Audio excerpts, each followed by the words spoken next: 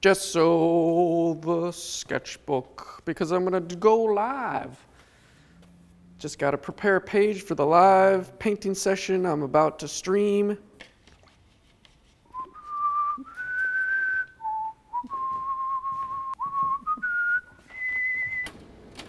Palette.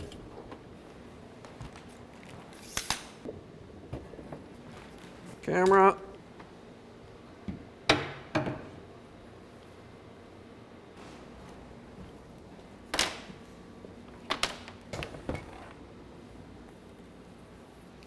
This connects my camera to my computer so I can stream. Bingo. Cords, gonna die from cords. Constant power to the camera. Oh. So it doesn't die midstream. Okay, got the light. Boom. Gonna use a big palette today.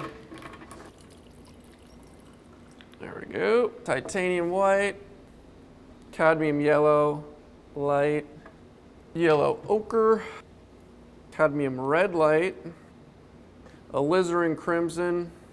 Oh, my favorite.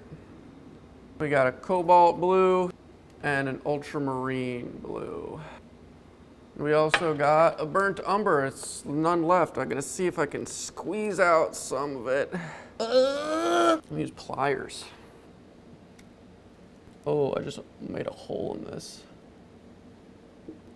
That's pretty good. Worked out.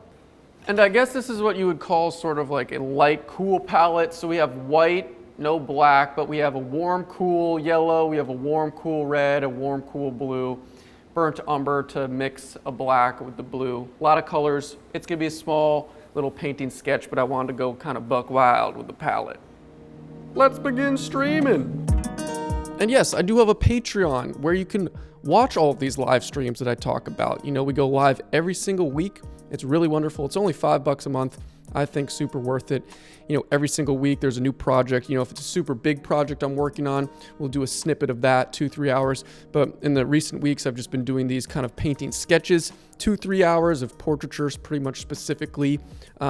Different styles, but they're just painting sketches and they're so fun. I think it's important for people if they're, you know, trying to learn oil painting to really watch people paint live in real time, how they load their brush, everything like that. So the chat, you know, the people, the community in the Patreon ask me questions. I talk about the process and all this stuff, and it's really wonderful. I think it's so totally worth it. And also, there's no sponsor for today's video, so shameless plug for the Patreon. There's also other things, access to things in the studio I'm doing, so check that out. Link is somewhere. If you want to check out the Patreon. And it's just really fun. You know, I'm no masterful painter. The whole narrative of these videos I make in the studio is to document my progression as an artist. But I've been having a really good time doing these like very quick painting sketches, just letting loose, trying different palettes, trying different styles. This painting specifically is of Charles Dickens, and it's very serendipitous and wonderful. In Brooklyn, there are street vendors sometimes, and people sell books, you know, used books, 2 for $5. I passed one of those the other day and picked up this Tale of Two Cities by Charles Dickens, just a classic to add to my library collection, which you'll actually see in the end of, or somewhere in this video. I'm building out this mini library. And I was flipping through the pages, and you know, the first couple pages on my walk home, I saw this wonderful illustration, this portrait of Charles Dickens, just amazing light, pretty contrasty. I'm assuming it's a illustration of a photo because it has a very, you know, black and white photo feel to it, but it's really gorgeous. And the whole beard, I was like, wow, that is just perfect. And another thing, it's black and white. So I've said this way before, also in other Patreon reference photos I like to do black and white because then it gives me the opportunity to be creative and manufacture my own color palette and color scheme. And I think that's really good practice for mixing paint and color theory. Rant o'clock, but I thought that was funny. Charles Dickens, you know, 2 hour portrait sketch. We have a bunch to do in the studio today. I hope you're buckled up. So let's begin. It's 85 degrees in the studio. There's a heat wave. It's kind of brutal. Yikes. I just keep piling more things to do. I'm gonna switch a bunch of this furniture around because I have a really awesome idea to make a little library right here. But this couch right here is gonna go right by that whiteboard. under there. This is going to be more open space, and I moved that shelf desk into the podcast room, and right here, let me get the camera. I know the windows are a little blown out, but right here, I'm going to put 2 bookshelves. I just bought another bookshelf, a bigger one. I have a lot of books. I love books, so I want to make a little library. But there is this pipe that comes out of the ground a little. There's also this big AC, just power outlet. Also, this is the only place where my AC units can plug into these special plugs. So I have to build around, I have to build a platform that the bookshelf will sit on top of these pipes. I'm also going to build another platform to enclose my internet outlets and all this stuff, and then another bookshelf will rest right here. I don't know if they'll be the same height, but it's going to be like a double bookshelf. Pretty complex, pretty complicated, just making things hard, but if I can execute it, it's going to be a little nook of knowledge.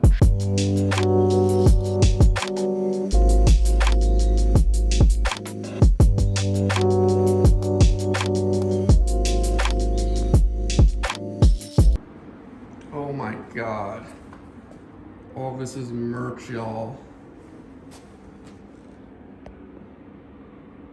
Holy crap.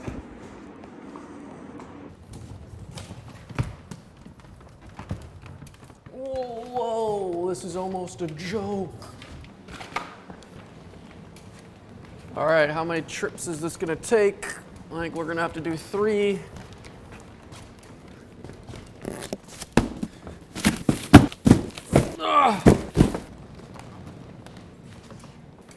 Merch game strong, baby, let's go. Yummy, delicious things. Keep stacking.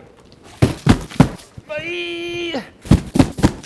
1, 2, 3, 4, 8, 9, 10, 11, 12, 13, 14, 15, 16, 17. Okay, they said 17. So why do I have 17 boxes of merch? Well, it's the Sword and Serpent merch. If you're familiar with the channel, this huge project I did like January, a painting that I made into really high quality merch with 3, custom embroideries that are the iconography of the exact painting. So it's kind of like this wearable art print, really amazing. It was like a huge effort. I did this huge business operation, produced like 400 hoodies in Peru, 300 beanies. Basically why it's here is because my distribution center, when we sent it to Miami where it was all stored, and a distribution center is where you fulfill and ship it for you, because I can't have all of that work. It's pretty normal. You pay people to kind of ship and fulfill, but throughout COVID and customs and just the people there, it was like a shit show, logistical nightmare, and the relationship was bad. So my business partner and I just made the decision to ship all of the remaining product, which is like over half. We haven't made our money back. We haven't even broken even. So it's kind of like a big gamble, and it's nice that it's here, but it's like, all right, we need to reapproach what we're going to do with that. That's why it's here, because we're trying to find a distribution center somewhere around New England, I guess. But it's pretty awesome. I'll link the video, and you can check out my website. They're marked as sold out now, but they're going to come back. I don't know when, but they will come back because they're really epic. I know more people wanted them, but even the people watching this video, the internationals, the people know that there were some orders that took like 3 months to get to them, and it was just terrible. I had to give dozens of refunds, so we're trying to reapproach how we're gonna do it. I need some advice from Mr. 1000. He's the king of merch. He has basically his own merchandise shipping company because of the scale that he does. So maybe I'll text Mr. Peter, Mr. 1000. But I just thought I'd say that. I just sacrificed myself in this 90-degree studio almost at midnight for this shot to explain this mid-vlog.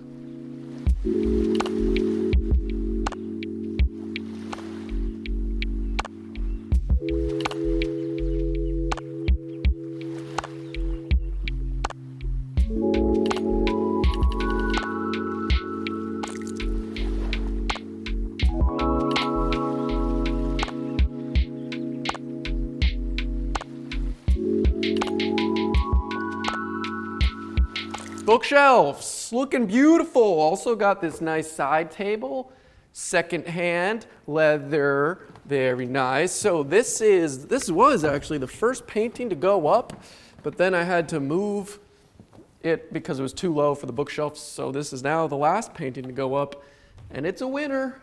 I need to raise it, so I'll just leave that there for a moment.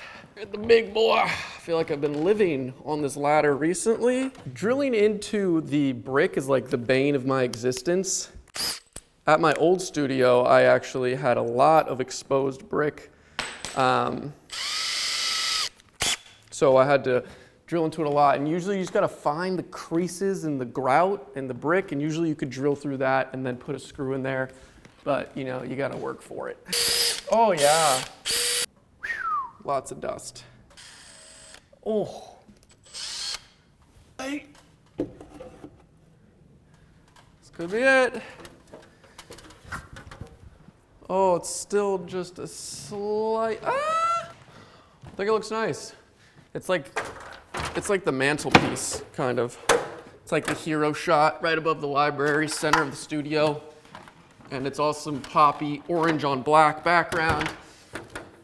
I think it looks wunderbar.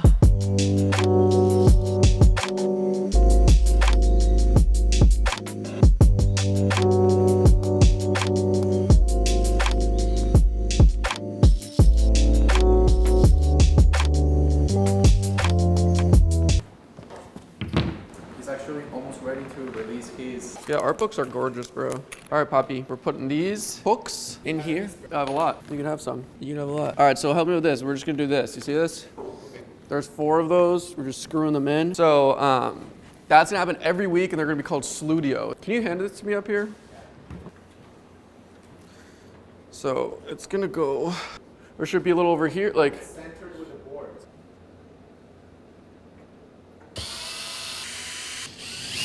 Pliers there. Where is that tool? That perfect tool. Oh. So we need to cut the chain that's gonna hang, and we're gonna do some rough measurements. It's all eyeballed, but it's pretty easy to switch it up. So we're gonna eyeball it. How are you gonna measure it though? Oh, you could just get up there, put it on the angle you want, and then with a ruler. Just kind okay, so you're gonna hand me a ruler?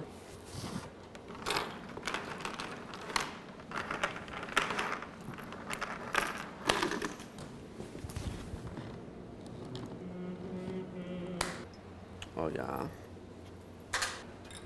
In the real world, it might be better to have gone it closer. Try it out. I think I could, oh no, yeah, that pipe hitting the actual light you're saying. Oh, this will be fine, bro. Just heads up in case something falls, you know? Oh, dude, I'm an engineer, bro. Okay, that's sketchy. Hold on. I got this. I got this. That's about as much as it's gonna go. Yeah, I don't think it's gonna go much more. But that means it's not going nowhere. Sank, seat, sit, wheat. Can you do a Mandarin? No. You're married to a Mandarin girl. E.R. Sans. Let me see if I can get all of this Andale. in one go.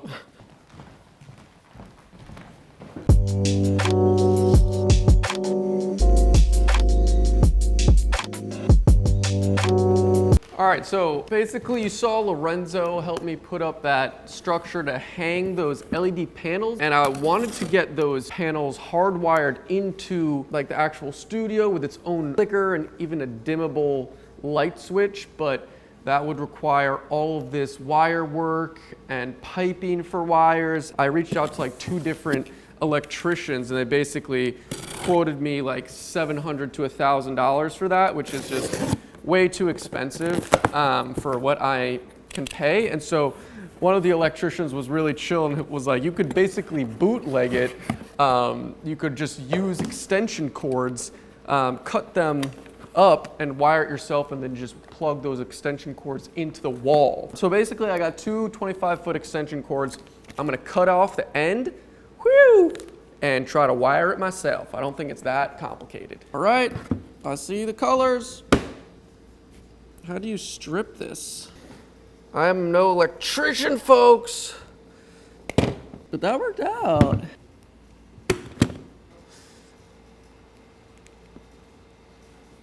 Okay. All right. I have 6 wires spliced. I know I'm probably gonna take a lot of shit for doing this by myself, but I'm gonna be safe, and if it doesn't work, I'll just not do it. But let's try it out at least.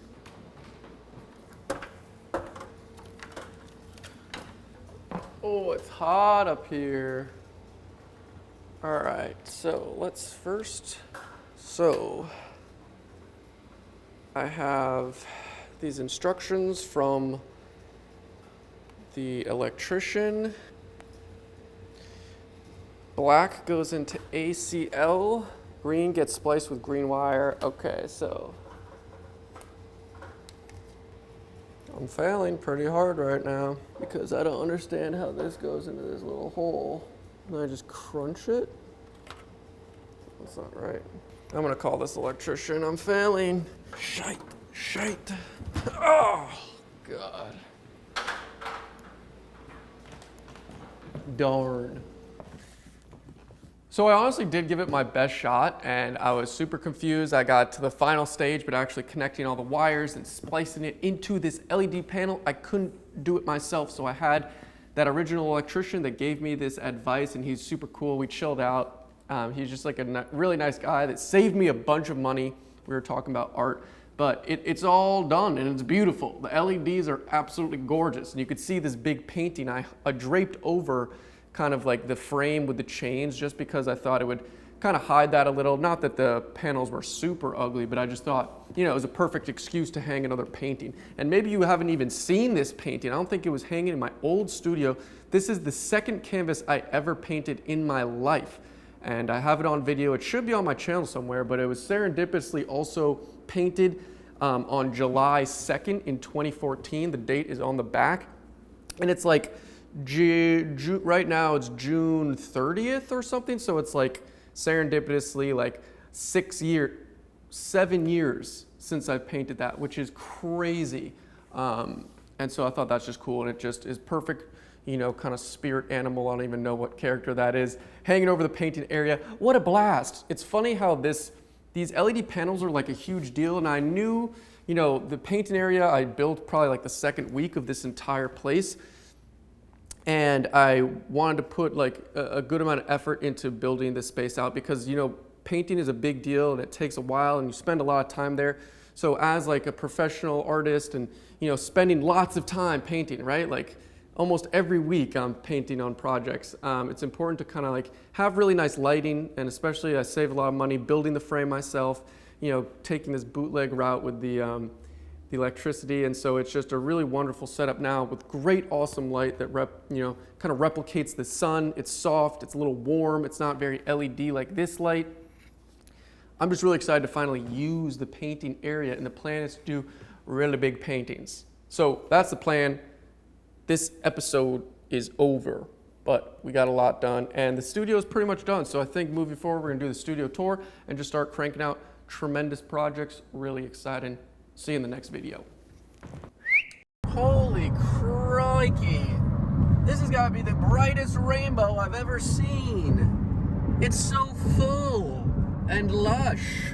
And there's a second one coming. Holy macaroni. And also a beautiful sunset on the bridge. What a crazy night. What a crazy drive home. And the city is right there.